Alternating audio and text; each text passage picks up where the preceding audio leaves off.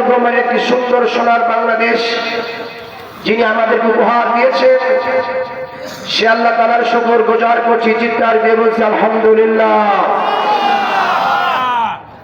আরো একবার বলছি আলহামদুলিল্লাহ।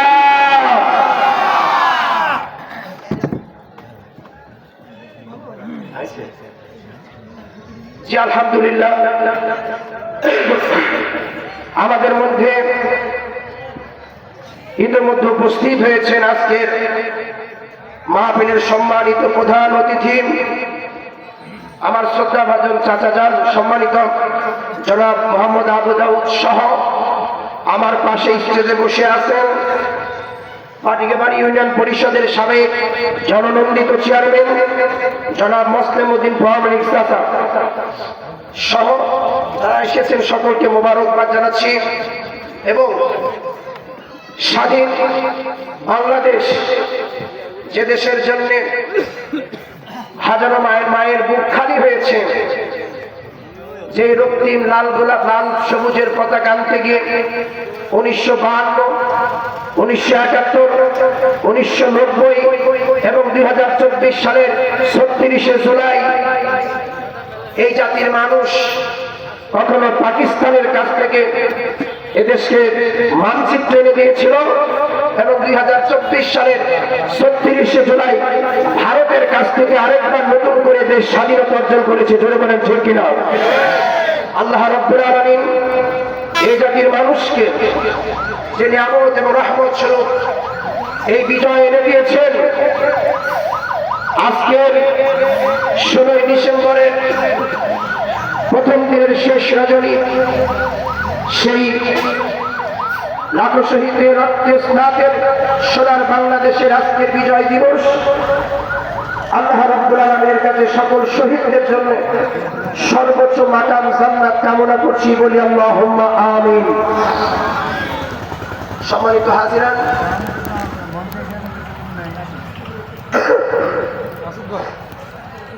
আমি দৃষ্টি আকর্ষণ করছি, আমি যখন কথা বলবো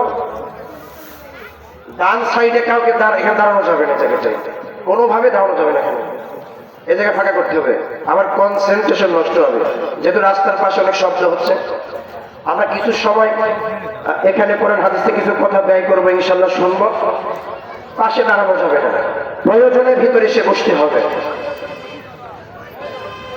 দরুদ ও সালাম করছি মানবতার মহান মুক্তির দিশারি সৈয়দুল মুরসালিন সৈয়দুল কাওনাইন, যিনি আল্লাহ তাআলার সৃষ্টি জগৎ যত বড় তত বড় তাকে আল্লাহ তাআলা রাহমাতুল লিল আলামিন হিসেবে ঘোষণা করেছেন। তিনি এত দামি ছিলেন, এত মর্যাদাবান ছিলেন, যার সম্মানিত উম্মাত হওয়ার জন্য ইতিপূর্বে নবী রাসূলরা আল্লাহর কাছে প্রার্থনা করেছিল। আমি আর আপনি সেই নবীর, আমি আর আপনি সেই নবী না চাইতে উম্মাত হতে পেরেছি, যিনি কিয়ামতের দিন সর্বপ্রথম সিজদা করবেন, এরপরে মাথা উঠাবেন, এরপরে শাফায়াত করবেন, জান্নাতে দরজা খুলবেন, জান্নাতে প্রবেশ করবেন, মানুষকে জান্নাতে নিয়ে যাবেন। সেই দরদি নবী যিনি গোটা উম্মাতের মানুষকে জাহান্নাম থেকে ফিরে জান্নাতে যাওয়ার রাজপথ দেখিয়ে গিয়েছেন, সেই নবী এবং রাসূলের শানে দরুদ ও সালাম মুহাম্মদুর রাসূলুল্লাহ সাল্লাল্লাহু আলাইহি ওয়াসাল্লাম। আল্লাহ রাব্বুল আলামিন আমাদের কলিজার টুকরা বিশিষ্ট ইসলামী চিন্তাবিদ, নন্দিত আলেম মাওলানা এনামুল হক শাফি রাহিমাহুল্লাহ আলাইহি সহ খেজুরতলা ডাবিরা ভিটা সুপুকুরিয়া হযরতপাড়া গোরস্থান মাঠে যতগুলি মানুষের কবর হয়েছে, আল্লাহ তাআলা যেন সবাইকে তাদের নেক কাজের বিনিময়ে, আহল পরিবারের দোয়ার বিনিময়ে আল্লাহ তাআলা মাফ করে দেন এবং তাদের কবরগুলিকে জান্নাতের জন্য প্রশস্ত করে দেন। চিৎকার দিয়ে বলছি আল্লাহুম্মা আমিন। সম্মানিত হাজিরান, আমি আপনাদের সাথে সর্বোচ্চ 30 মিনিট হয়তো বা সময় ব্যয় করতে পারবো। আমি এর ভিতরে রাসূলের একটি হাদিস, কোরআনের একটি আয়াত থেকে অল্প কয়েকটা কথা, আমাদের প্রয়োজনীয় কথাটা সারতে চাচ্ছি ইনশাআল্লাহ। আমি অযথা বিনোদনের ভিতর দিয়ে অযৌক্তিকভাবে সময় বিনষ্ট না করে আপনাদের সাথে কথা বলতে চাই আমার এই ভাঙ্গা গলা দিয়ে। আমি যতক্ষণ কথা বলবো, আমার কথা শোনার পরে একটু কথা আমার সাথেও আপনাদের বলতে হবে। পারবেন তো ইনশাআল্লাহ? পারবেন তো ইনশাআল্লাহ? মাথায় রাখবেন, আমরা এখানে এসেছি আনন্দ নিতে না কিছু শিখতে। আমি চিৎকার দিয়ে বলেন, শিখতে। শেখার মূল মানসিকতা আমাদের আছে না নাই? আছে। যেহেতু এত কষ্ট করে এই poster, handbill, miking, pandal, banner সবকিছু করেছে, অতিথি দাওয়াত দেওয়া হয়েছে, আপ্যায়ন হয়েছে, আবার এই মেলাকে, এই মাহফিলকে কেন্দ্র করে কিছু ব্যবসায়ী বৃন্দ এখানে আবার মেলার পোস্টার বসিয়েছেন। একটা বিশাল আয়োজনের ভিতর দিয়ে আমরা কি নিছক আসলাম, শুনলাম, বাড়ি চলে গেলাম এই আশায় এসেছি, নাকি কিছু কথা বলবো এবং শুনবো, সেগুলো আমাদের পরের জীবনে কাজে লাগাতে হবে, এই জন্য এসেছি। তাহলে আমরা যা শুনবো মনোযোগ দিয়ে শুনবো, যা বলবো মনোযোগ দিয়ে শুনবো। আমরা যেন মুসা নবীর মতো না হয়ে যায়। মুসা আলাইহিস সালাম তার উম্মতের মানুষদেরকে বললেন, চলো আমরা যুদ্ধে যাব। বলল কার সাথে? ফেরাউন সম্প্রদায়ের সাথে, অনেক শক্তিশালী বাহিনী। যুদ্ধের মাঠের সৈনিক দেখার পরে মুসা নবীর কিছু উম্মত মুসা নবীকে বলছে, মুসা তুমি আর তোমার আল্লাহ যুদ্ধ করতে যাও, এই বাহিনীর সাথে আমি যুদ্ধ করতে যাব না। বলেন না? অথচ যুদ্ধের আগে সে নবীজির কাছে কথা বলছেন যে আমি আপনার সৈনিক, আপনার সাথে আছি। তার মানে অমুক নেতা সামনে চলেন, আমরা আছি পেছনে। এ কথা যারা বলে তারা অনেক সময় পেছনে থাকে না। কথা বলেন ঠিক কিনা? বিপদ দেখার পরে কেটে পড়ে, আছে না নাই? আছে। তার উজ্জ্বল প্রমাণ হলো এদেশের স্বৈর শাসক সাবেক ভারতীয় প্রেতাত্মা শেখ হাসিনা তার সবচেয়ে বড় উজ্জ্বল উদাহরণ। কারণ তিনি যখন এদেশের সব মানুষকে কুক্ষিগত করে ফেলেছিলেন, এদেশের জাতীয় সন্তানগুলিকে হত্যা করছিলেন, তখন কিছু মানুষ স্লোগান দিয়ে বলছিল আমরা তো আপনার সাথে আছি। কিন্তু তিনি 41-এর স্বপ্ন দেখে মাত্র 45 মিনিট সময় নিয়ে দেশ থেকে চলে গেলেন। তখন তিনি কাউকে নিয়ে যান নাই, বরং যারা বলেছিল আপনার পিছনে আছি, তারা এখন ভুল পাল্টে অন্য রাস্তা ধরেছে। কথা বলেন ঠিক কিনা? সুতরাং কাউকে সামনে চালায় দিয়ে পিছ থেকে যারা পালিয়ে যায় তারা মুনাফিক, তাদের ভিতর দিনের কোনো অংশ নেই। যার পিছে দৌড়াবেন, যাকে সামনে দিবেন, তাকে ভালোবেসে সামনে নিয়ে যাবেন, যেন সে ব্যক্তি সফলতা অর্জন করতে পারে ইনশাআল্লাহ। মুসা নবীর এই কথা শুনে আল্লাহ রাব্বুল আলামিন মুসার কাছে জিবরাইলকে পাঠালেন। জিবরিল আমিন বললেন, মুসা আলাইহিস সালাম আপনার উম্মতের অন্তরগুলো দুর্বল হয়ে পড়েছে। সুতরাং আমরা যারা এখানে এসেছি, এই দুটো দিন কষ্ট করছে ছেলেগুলো, এলাকার মানুষ, আমাদের অতিথি সাহেব চাচা প্রতিদিন কাল এসেছে, আজকে এসেছেন, অনেকে প্রতিদিন আসছেন। এই যে আশা আপনারা আসছেন, যদি ধরেন আধা ঘন্টা কথা বলছি, আমি যদি কোনো হাদিস, কিছু কোরআন কথা আপনাকে সুনির্দিষ্ট ভাবে বলে দিতে পারি, সেটা আপনি শোনার পর যদি একটু কাজে লাগানোর চিন্তা নেন, এতে উপকার আপনার হবে নাকি অপকার হবে? উপকার হবে। তাহলে আমরা এই জন্য এসেছি, কি বলেন? ইনশাআল্লাহ আল্লাহ আমাদের অন্তরকে প্রসারিত করে দিন। বলি আল্লাহুম্মা আমিন। আমার সাথে এবার বলেন, আমানতু বিল্লাহি ওয়া রাসূলিহি। আমানতু বিল্লাহি ওয়া রাসূলিহি। আমানতু বিল্লাহি ওয়া রাসূলিহি। হে আল্লাহ, সমস্ত শিরক, সমস্ত কুফর, সমস্ত মিথ্যা, সমস্ত মুনাফিকি, সমস্ত জড়তা, সমস্ত হীনমান্যতা, সমস্ত পাপাচার থেকে ফিরে আসলাম। তোমার প্রতি ঈমান এনেছি, তোমার রাসূলের প্রতি ঈমান এনেছি। তুমি যা বিধান দিয়েছো, রাসূল যে পথে চলেছে, সেটা আমরা ইনশাআল্লাহ আঁকড়ে ধরে থাকবো। বলেন ইনশাআল্লাহ। তাহলে ঈমানের পর্ব শেষ। ঈমান আনার পরে আল্লাহ রাব্বুল আলামিন তার নিজের ভাষায় কোরআন এবং রাসূলকে দিয়ে পৃথিবীর কিছু মানুষকে খুব ভালোবেসে কাছে ডেকেছেন। ডাকার সময় তিনি তাদেরকে বলেছেন, তোমরা সুপার হিরো বা মহান নায়ক। বলেন সুবহানাল্লাহ। আমরা সেই সুপার হিরো কারা? পৃথিবীর মানুষের ভিতরে আল্লাহ সৃষ্টির মানুষ যারা, এই সৃষ্টি জগতের ভিতরে আল্লাহর কাছে মহান নায়ক কারা, আমি একটু দয়া করে তাদের কথা বলতে চাচ্ছি।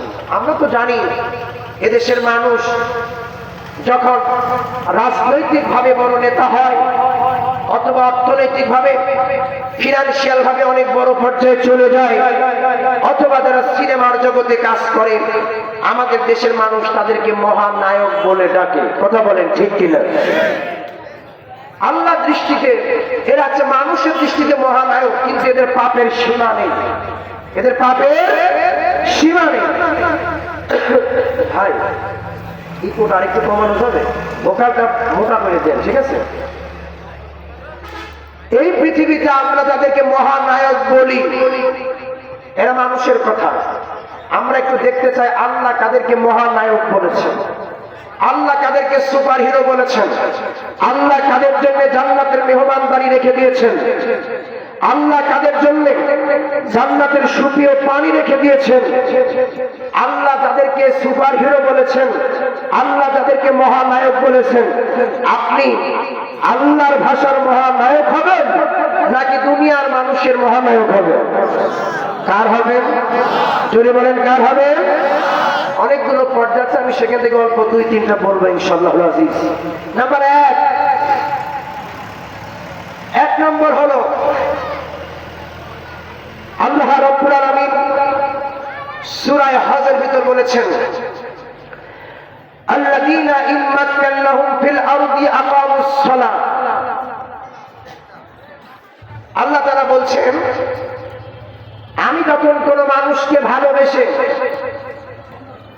নেতৃত্ব দেব, ক্ষমতার মস্তদে বসাবো, ক্ষমতার চেয়ারে বসাবো, তখন সেই ব্যক্তি মস্তদ এবং ক্ষমতা পাওয়ার পর আকামুস সালাত, আমার নামাজকে প্রতিষ্ঠিত করবে, ওই ব্যক্তি আমার দৃষ্টিতে পৃথিবীর 1 নম্বর সুপার হিরো। সুবহানাল্লাহ বলেন। আবারও বলছি, কথাটা কার? ভালো করে শুনবেন, আমি একটু সংক্ষিপ্ত ভাবে একটু বোঝানোর চেষ্টা করছি আপনাদের ভাঙা গলাতে। আল্লাহর ভাষায় আমি যাকে চেয়ারে বসাবো, মস্তদে বসাবো, ক্ষমতার প্রায়োরিটি দেওয়া হবে, সেই ব্যক্তি প্রায়োরিটি পাওয়ার পর তার জন্য আমার প্রথম নির্দেশনা হলো সে মানুষের ভিতর নামাজকে প্রতিষ্ঠিত করবে। এই ব্যক্তি হচ্ছে আল্লাহর চোখে পৃথিবীর সর্বশ্রেষ্ঠ মহানায়ক। সুবহানাল্লাহ। তাহলে কোরআনের এই আয়াত থেকে বোঝা গেল পৃথিবীর 1 নম্বর মহানায়ক সুপার হিরো হলো সেই ব্যক্তি যারা ক্ষমতা পাওয়ার পরে নামাজ প্রতিষ্ঠিত করে। জোরে বলেন, কথা ঠিক কিনা? এই কথা কার? আল্লাহ। আমরা দৈনন্দিন জীবনে আমাদের হাফেজ চাচার কাছ থেকে আযান শুনতাম, আল্লাহ তাকে জান্নাত নসিব করুন, বলি আল্লাহুম্মা আমিন। এখন যারা আযান দিচ্ছে তারা 5 ওয়াক্ত সালাতে বলে হাইয়া আলাস সালাহ, নামাজের দিকে আসো, কিন্তু নামাজের দিকে আসে কথা বছরের পর বছর ধরে বলেই যাচ্ছে, বলতে বলতে বলতে ওরাও ক্লান্ত হয়ে গেছে, মানুষ শুনতে শুনতে ক্লান্ত হয়ে গেছে। তারপরেও মসজিদ মুসল্লি কম না বেশি? কম। কারণ হচ্ছে আল্লাহ তাআলা এখানে যে মসনদের ক্ষমতা যাকে দিবেন তাকে নামাজ প্রতিষ্ঠার কথা বলেছেন, এই জন্য যে আযান দিয়ে, দাওয়াত দিয়ে, ইকামত দিয়ে মানুষের হাতটা ধরে যতটুকু নামাজি বানানো যায়, তার চাইতে ক্ষমতা চেয়ারে বসে বুখারী শরীফ বাদ দিয়ে বাখারী শরীফ হাতে ধরলে পার মসজিদে মুসল্লি বেশি হওয়ার কথা। যারা বলেন ঠিক কিনা? এই ভাষাটা আল্লাহ শিখিয়েছেন কত সুন্দর করে। সারা জীবন নামাজের দাওয়াত দিয়ে নামাজি পাওয়া যায় না, এই জন্য তখন আর বুখারী শরীফের পরিবর্তে যার হাতে ক্ষমতার মস্তক থাকবে তাদের বাখারী শরীফ ব্যবহার করতে হবে। যদি এই শরীফ ব্যবহার করা হয় রাষ্ট্র যখন ক্ষমতা পাওয়ার পরে এটা ব্যবহার করবে, তখন কি খেজুরতলার মসজিদ ফাঁকা থাকবে? ওয়াক্তার মসজিদ ফাঁকা থাকবে? থাকবে না। এখন এই নামাজটা প্রতিষ্ঠিত কিভাবে করবেন, এ ব্যাপারে আল্লাহ তাআলা তার রাসূলকে দিয়ে কিছু কথা বলে দিয়েছেন। আমার কথা বুঝতে পারছেন আপনারা? খুব ভালো করে কনসেপ্টটা ক্লিয়ার করে নেবেন। Nuclear concept this time. বিষয়টা হচ্ছে এরকম, 7টা জায়গায় পৃথিবীতে মানুষ নামাজকে প্রতিষ্ঠিত করবে। কয়টা জায়গায়? জোরে বলেন, কয়টি জায়গায়? নাম্বার 1, যেই পরিবারের কর্তা হবে আব্বাজান, পিতা, বাপ যিনি হবেন, তার প্রধান দায়িত্ব হলো নিজে নামাজ পড়া এবং তার পরিবারের সন্তান এবং স্ত্রীদের উপরে জোর করে নামাজ পড়ানো। এখানে সে নামাজ প্রতিষ্ঠা করবে, কারণ সে বাড়ির পরিবারের চেয়ারের মালিক। কথা বলেন ঠিক কিনা? নাম্বার 2, ব্যক্তির পরিবার চলে গেল, এবার হবে সমাজের প্রধান যারা, তারা সমাজের প্রধান যারা, যারা সমাজের দায়িত্ব পাবে, কর্তৃত্ব পাবে, নেতৃত্ব পাবে, প্রধানের দায়িত্ব পালন করবে, সেই সমাজ প্রতিগুলি তাদের এক একজন এক একটা সমাজের মালিক হওয়ার কারণে সেই সমাজ প্রধানগুলি ঐক্যবদ্ধ হয়ে নিজেরা নামাজ পড়বে এবং ওই সমাজের মানুষকে নামাজ পড়তে বাধ্য করবে। এটাই হচ্ছে আল্লাহর বিধান। এটা হচ্ছে 2 নম্বর। নাম্বার 3, প্রশাসন। যিনি প্রশাসনের দায়িত্ব পাবেন, তার সাথে রাষ্ট্রের সম্পর্ক।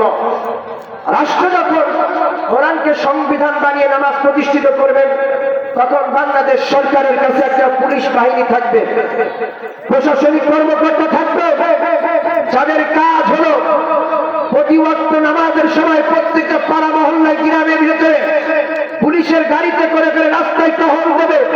যারা নামাজের সময় ক্যারাম বোর্ড খেলবে, নামাজের সময় আড্ডা দিবে, নামাজ মাত্র দোকানে বসে গল্প করবে, তাদের পিছনে তখন পাখারি শরীফ ফেলবে, দৌড়াতে দৌড়াতে গিয়ে নামাজ পড়তে বাধ্য হবে।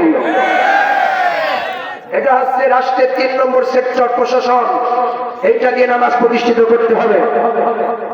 নাম্বার 4, রাষ্ট্রের যিনি প্রধান হবেন, তিনি তার কোরআনকে সংবিধান কনস্টিটিউশন বানিয়ে মন্ত্রীবর্গ যাদের থাকবেন তাদেরকে নামাজের নির্দেশ দিয়ে নিজেই নামাজ পড়ানোর ইমামতি করতে হবে। যিনি রাষ্ট্রের প্রধান হবেন তিনি ইমামতি করবেন, তার মন্ত্রণালয়কে নামাজ দিয়ে সাজাবেন। যদি রাষ্ট্র থেকে নামাজ এভাবে প্রতিষ্ঠিত হয়, প্রশাসন যদি এরকম ধমক দিয়ে নামাজ প্রতিষ্ঠা করে, সমাজপতিরা যদি নামাজ প্রতিষ্ঠা করে, পরিবারের পিতার নামাজ প্রতিষ্ঠা করে, এই বাংলাদেশের বুকে প্রত্যেকটা মানুষ আমাদের সাথে নামাজ পড়বে। জনগণের কথা ঠিক কিনা?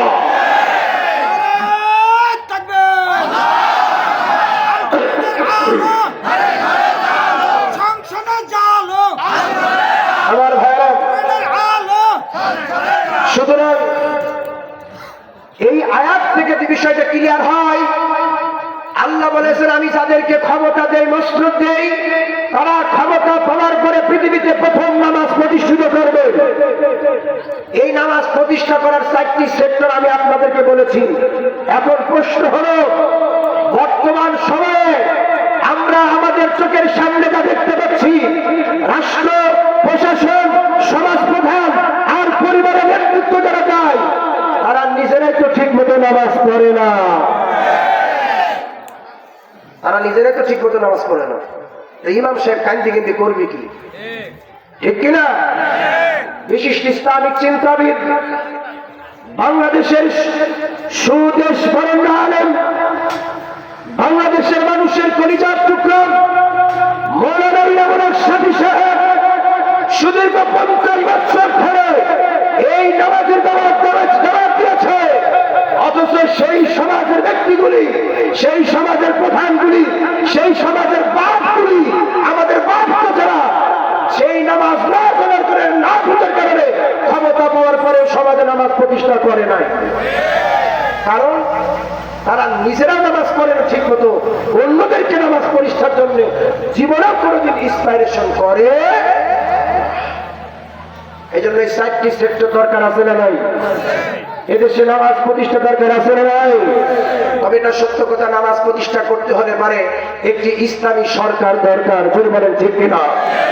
একটি কোরআনের সরকার দরকার, আল কোরআনের সরকার দরকার, ইনসাফ ভিত্তিক সরকার দরকার, যাদের রাষ্ট্রের ক্ষমতায় গেলে পারে কোরআন হবে সংবিধান, নামাজ হবে তাদের একমাত্র মূল মন্ত্র।